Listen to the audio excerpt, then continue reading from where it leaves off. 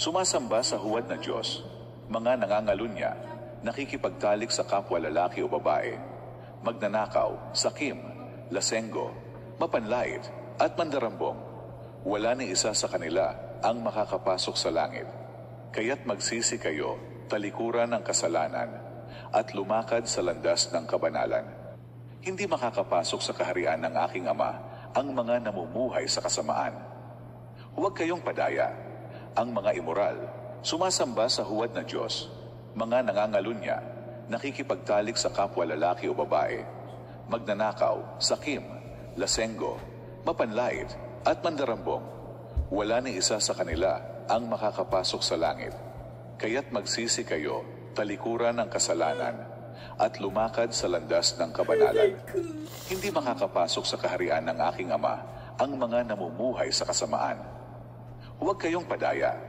Ang mga immoral, sumasamba sa huwad na Diyos, mga nangangalunya, nakikipagtalik sa kapwa lalaki o babae, magnanakaw, sakim, lasenggo, mapanlait, at mandarambong.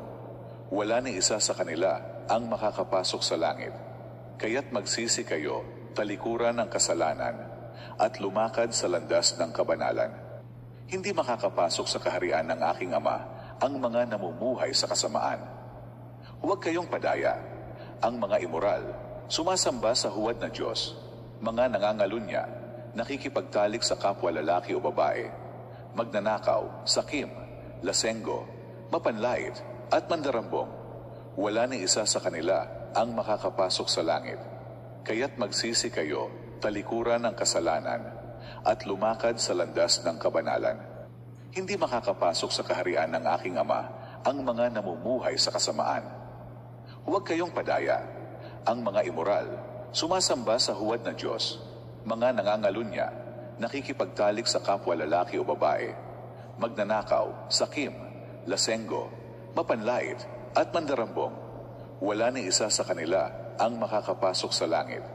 Kaya't magsisi kayo, talikuran ng kasalanan, at lumakad sa landas ng kabanalan.